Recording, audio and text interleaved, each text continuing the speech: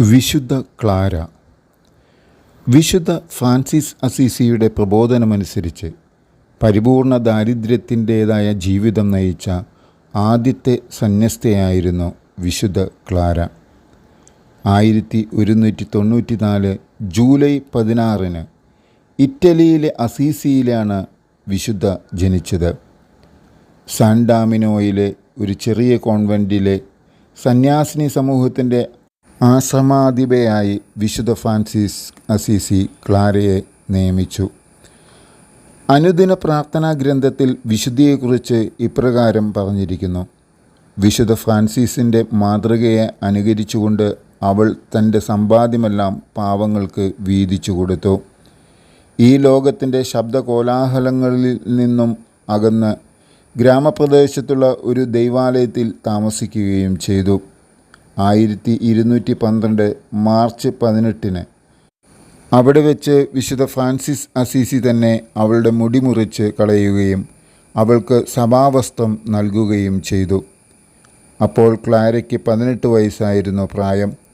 പിന്നീട് അവൾ വിശുദ്ധ ഡാമിയൻ്റെ ദൈവാലയത്തിലായിരുന്നു താമസിച്ചിരുന്നത്.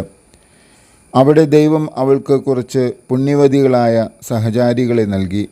തുടർന്ന് വിശുദ്ധ ഫ്രാൻസിസിൻ്റെ ഉപദേശത്തിൽ അവൾ ഒരു സന്യാസിനി സമൂഹത്തിന് രൂപം നൽകുകയും അവരുടെ സുപ്പീരിയറായി വർത്തിക്കുകയും ചെയ്തു. ഏതാണ്ട് 42 വർഷത്തോളം വിശുദ്ധ സഹകന്യാസ്ത്രീകളെ വളരെയേറെ ഉത്സാഹത്തോടും വിവേകത്തോടും കൂടി നയിച്ചു. ഇന്നസെൻ്റ് 4 മാർപ്പാപ്പയുടെ സമ്മതത്തോടുകൂടി പരിപൂർണ ദാരിദ്ര്യത്തിൻ്റേതായ ജീവിതമായിരുന്നു വിശുദ്ധയും അവളുടെ സന്യാസിനി സമൂഹവും നയിച്ചു വന്നിരുന്നത്. വിശുദ്ധ ഫ്രാൻസിസ് അസീസിയെ പരിപൂർണമായും പിന്തുടരുകയായിരുന്നു വിശുദ്ധ ചെയ്തിരുന്നത്. ഏതാണ്ട് 42 വർഷത്തോളം തൻ്റെ ദൗത്യം ഭംഗിയായി നിർവഹിച്ച വിശുദ്ധ ഫ്രാൻസിസ്കൻ പാരമ്പര്യത്തിൽ സ്ത്രീകൾക്കായി പാവപ്പെട്ട സ്ത്രീകളുടെ സഭ എന്ന സന്യാസിനി സമൂഹത്തിന് രൂപം നൽകി. ക്ലാരയുടെ മരണശേഷം അവർ സ്ഥാപിച്ച സന്യാസിനി സമൂഹം അവരുടെ ബഹുമാനാർത്ഥം വിശുദ്ധ ക്ലാരയുടെ സഭ എന്ന് പുനർനാമകരണം ചെയ്യപ്പെട്ടു. ഇപ്പോൾ ആ സമൂഹം പാവപ്പെട്ട ക്ലാരമാർ എന്ന പേരിലും അറിയപ്പെടുന്നു.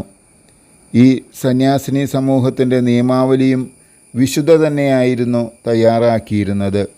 നഗ്നപാതരായി നടക്കുക, വെറും നിലത്ത് കിടക്കുക തുടങ്ങി മറ്റുള്ള സന്യാസിനി സമൂഹങ്ങളിൽ നിന്നും വളരെ കർക്കശമായ ജീവിതമായിരുന്നു ഈ സന്യാസിനികൾ പാലിച്ചു വന്നിരുന്നത്. ദാരിദ്ര്യമായിരുന്നു അവരുടെ ജീവിതത്തിൻ്റെ അടിസ്ഥാനം. ഒരിക്കൽ സാരസൻസ് വിശുദ്ധയുടെ കോൺവെൻറ്റിനെ ആക്രമിക്കുവാൻ തയ്യാറെടുപ്പുകളുമായി വന്നു. രോഗിണിയായിരുന്ന വിശുദ്ധ തൻ്റെ കയ്യിൽ ദിവ്യകാരുണ്യം അടങ്ങിയ പാത്രവും വഹിച്ചുകൊണ്ട് ഇപ്രകാരം പ്രാർത്ഥിച്ചു: എൻ്റെ കർത്താവേ, നിന്നെ സ്തുതിക്കുന്നവരുടെ ആത്മാക്കളെ ആ മൃഗങ്ങളുടെ കയ്യിൽ ഏൽപ്പിക്കരുതേ. നിൻ്റെ അമൂല്യമായ രക്തത്താൽ നീ ഞങ്ങളെ വീണ്ടെടുത്തുവല്ലോ. അതിനാൽ നിൻ്റെ ഈ ദാസികളെ സംരക്ഷിക്കണമേ. വിശുദ്ധ ഇപ്രകാരം പ്രാർത്ഥിച്ചപ്പോൾ എപ്പോഴും നിങ്ങളെ സംരക്ഷിക്കും എന്നൊരു സ്വരം കേട്ടു. തുടർന്ന് സാരസൻസ് ഓടിപ്പോവുകയുണ്ടായി. ഏതാണ്ട് 27 വർഷത്തോളം രോഗങ്ങളാൽ പീഡിതയായിരുന്നു വിശുദ്ധ. 1253 ഓഗസ്റ്റ് 11 വിശുദ്ധ മരണപ്പെടുന്നത്. മരണത്തിന് 2 വർഷങ്ങൾക്ക് ശേഷം ക്ലാരയെ വിശുദ്ധയായി പ്രഖ്യാപിച്ചു. പരിപൂർണ ദാരിദ്ര്യത്തിൽ ജീവിച്ചിരുന്ന വിശുദ്ധ ഫ്രാൻസിസിൻ്റെ പൂന്തോട്ടത്തിൽ വിരിഞ്ഞ പുഷ്പമായിരുന്നു വിശുദ്ധ ക്ലാര.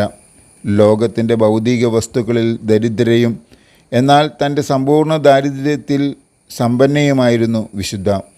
പുൽത്തൊട്ടി മുതൽ കുരിശുവരെ ദരിദ്രനായിരുന്ന യേശുവിൻ്റെ ഒരു ഉത്തമ മാതൃകയെന്നും വിശുദ്ധയെ വിശേഷിപ്പിക്കാം.